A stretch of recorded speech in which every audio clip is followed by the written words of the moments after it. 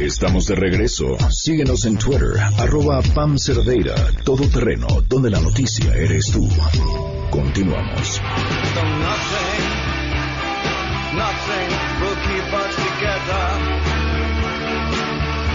Continuamos a todo terreno, gracias por seguir con nosotros. Tengo hoy dos grandes invitadas.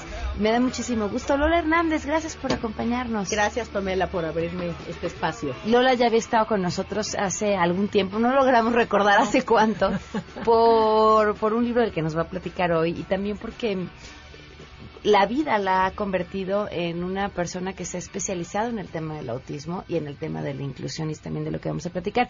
Y Valeria Leduc, muchísimas gracias por acompañarnos. Bienvenida también. Muchísimas gracias, Pamela. Al contrario, gracias a ti. Cuéntanos, Lola. El libro de Lola se llama Animales, Amor, Amistad, que es un libro bellísimo y además ilustrado de la mano de su hijo. De los dos. ¿De los dos? Ah, ¿de los dos? Sí, okay. Definitivamente. Esa es parte de la magia de este libro, porque hablando de inclusión, Pamela, precisamente yo quería crear un proyecto colaborativo con mi hijo. Y para crear un proyecto colaborativo con alguien que tiene una discapacidad, pues no puedes pensar en lo que tú quieres que la otra persona haga. Claro. Tienes que pensar en lo que a esa persona le interesa, le mueve, le llama la atención. Entonces, este libro es eso. Es un pequeño ejercicio de inclusión para mí, con mi hijo. Él eligió los animales, amor, amistad. Obviamente está ilustrado con animales, con 15 animales diferentes. Él hace su parte en los dibujos, yo hago mi parte en los dibujos. Y es un libro que comenzó al revés, como comienza la historia con muchos chicos dentro del espectro del autismo. ¿Cómo? Primero se ilustró y después se escribió, y es al revés porque tú partes del interés de ellos, de qué es lo que a ellos les apasiona, qué herramientas, qué elementos vas a utilizar para conectarte con ellos, para lograr que se conecten ellos contigo, que les intereses, ¿ok?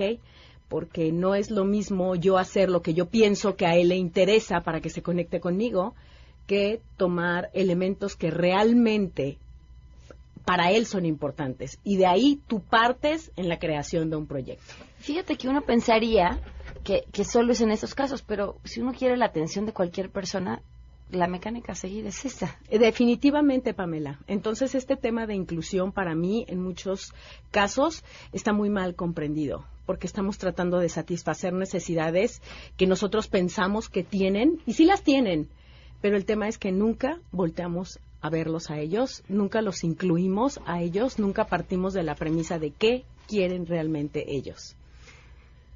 Valeria, de hecho, estaría muy padre que nos compartieras un poco lo que es realmente la inclusión, porque yo siento que mucha gente toma inclusión como tolerar, ¿no? Exacto, que es mucho de lo que pasa. Así es. ¿Qué es la inclusión? Mira, me lo cuestioné nuevamente la semana pasada que asistí a un laboratorio ciudadano por la inclusión en Mérida.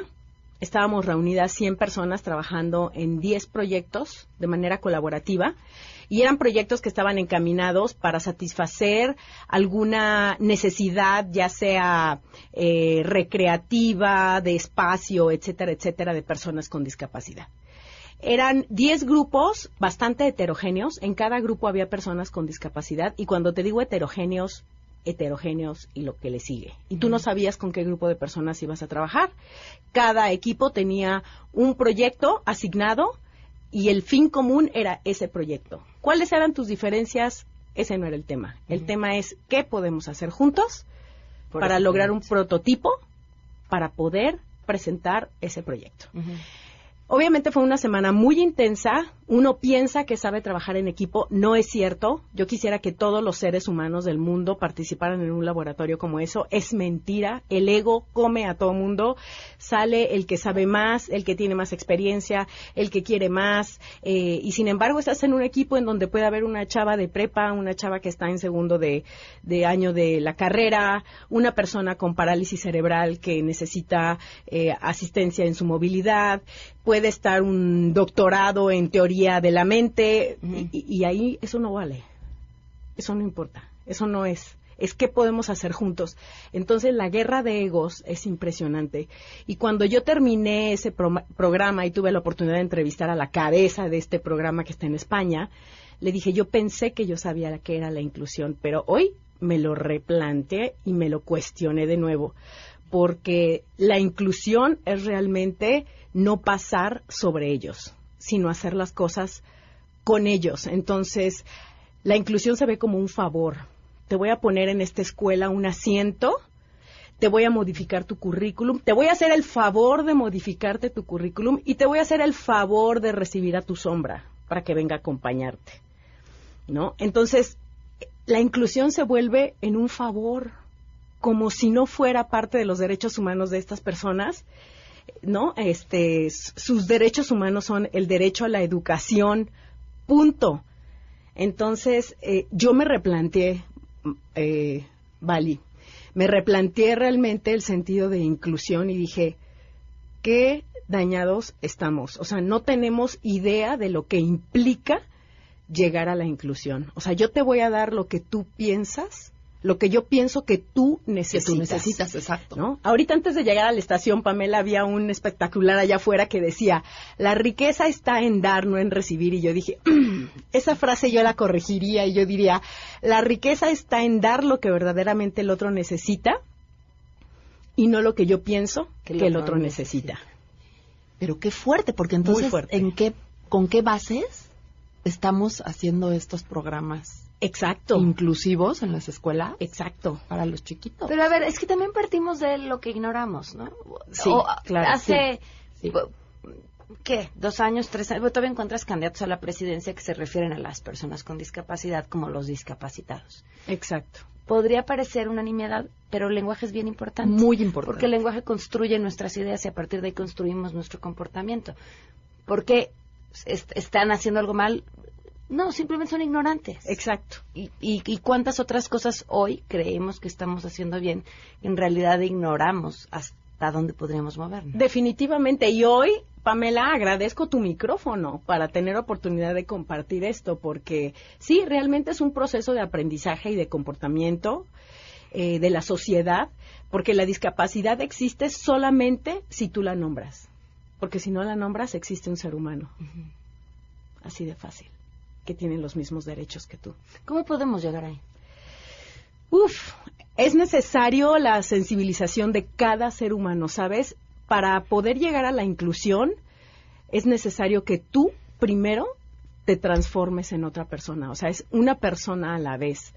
Porque la exclusión comienza contigo misma. O sea, tú te excluyes de tomar decisiones, te excluyes de pensar que eres capaz, que puedes, que además te comportas y vives la humildad, o sea, la integras en ti. Eres una persona realmente humilde y aquí tenemos otra vez el lenguaje, ¿no? Muchas veces la gente entiende que humildad es la pobreza. Uh-huh. Entonces, pues no, humildad es simplemente yo no tengo que demostrar ni lo que soy, ni lo que sé, ni lo que tengo, porque así es, ¿no?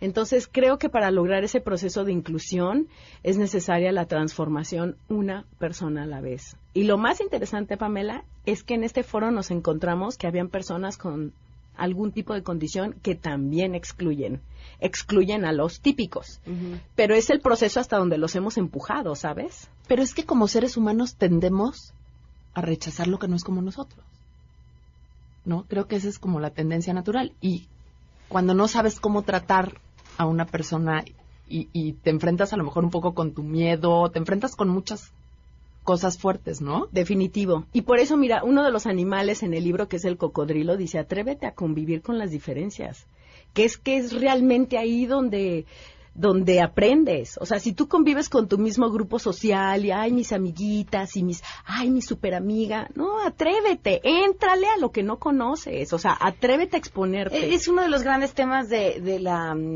educación inclusiva, es el nombre, ¿no?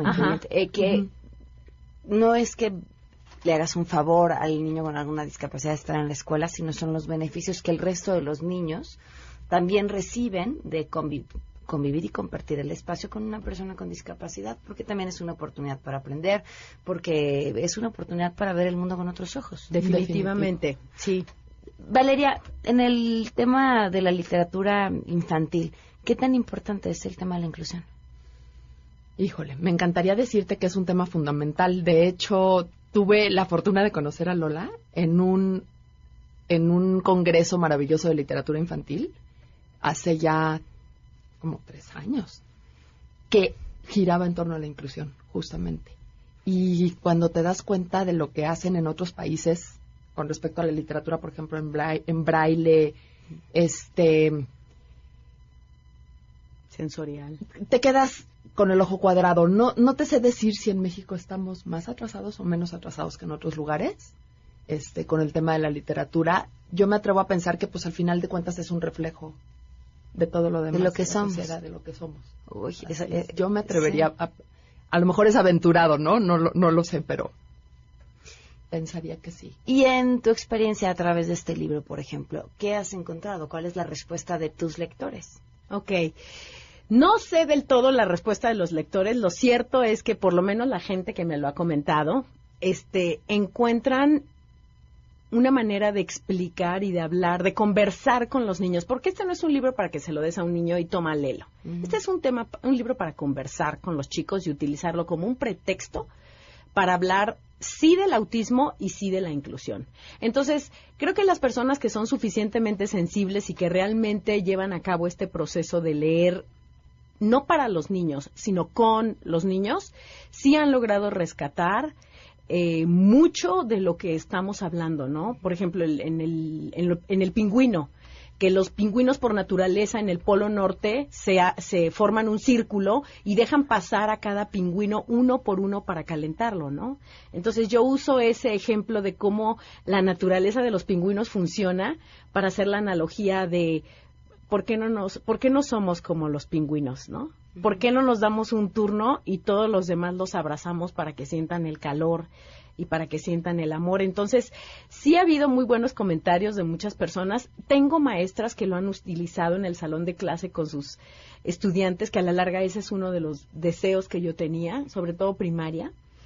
Y además ellas son súper creativas y ha sido fantástica la respuesta de los chicos. Realmente es un libro que es un pretexto para entrar en el tema de qué es la inclusión y qué es el autismo. Decía, es Carrie, el nombre de esta niña siempre se me olvida, es una niña con... Es Carrie, ¿verdad? Sí, ya sé quién es. ¿Sí? No me acuerdo de su nombre, pero creo que sí sé de quién me vas a hablar. Creo que se apellida Fleischman y bueno, le cuento al público, pero es una niña que de pronto su familia descubre que después de muchos años de un autismo en el que no puede comunicarse con ellos, que tiene la forma de comunicarse a través del teclado de la computadora. Uh-huh. Sí, no me sé la historia. Y a raíz de la comunicación que puede lograr con el teclado, empieza a escribir unas cosas asombrosas. Sí. Y una de ellas era, porque quieren, o sea, no sueño con un mundo al que nosotros nos podamos adaptar, sino un mundo que esté listo para nosotros, en el que se pueda adaptar a nosotros. Sí, es cierto. Exacto. Es que muchas veces yo les digo a los padres de familia en las conferencias, en los talleres, no se trata de que los cambiemos a ellos o los reparemos para que funcionen en nuestra expectativa. Se trata de cómo yo me voy a transformar en su condición, ¿no? Cómo a través de su condición yo me voy a transformar, porque no puede ser al revés. Sí, construir un mundo lo suficientemente amplio, grande y generoso en el que quepamos bien y quepamos todos. Exacto, y entender cuáles son sus grandes retos, porque son muy grandes sus retos, y nosotros tenemos la capacidad, por ejemplo, te doy un ejemplo absurdo, tú tienes la capacidad de decir, se me metió una pelusa al ojo, me está picando, es súper incómodo, y cualquiera que me oiga sabe lo incómodo que es una pelusa, contra una persona que vive con la pelusa todo el tiempo y no tiene las herramientas para comunicarlo. Qué fuerte, ¿no? Y no va a haber manera de que se le salga la pelusa, además. No, porque es algo que está ahí insertado sensorialmente en su visión. Claro, qué gran ejemplo. En la página de Uranito México encuentran además una guía interactiva para padres y maestros que pueden utilizar de la mano de este libro, Animales, Amor y Amistad. ¿Algo que les gustaría agregar? Pues yo lo único que quisiera agregar ya para cerrar este tema, además de agradecerte, Pamela, a ti y a todo tu equipo de producción, es comenzar a mirar hacia adentro antes de tomar la decisión de señalar allá afuera siquiera a nadie, porque jamás en la vida podrás comprender cuál es la necesidad específica de esa persona, ¿no? Entonces creo que es la invitación que yo hago, porque para mí ese es un principio de inclusión. Muchísimas gracias. Valeria. Pues es un placer haber convivido con ustedes dos y escuchar a Lola siempre te enseña una cantidad de cosas impresionantes.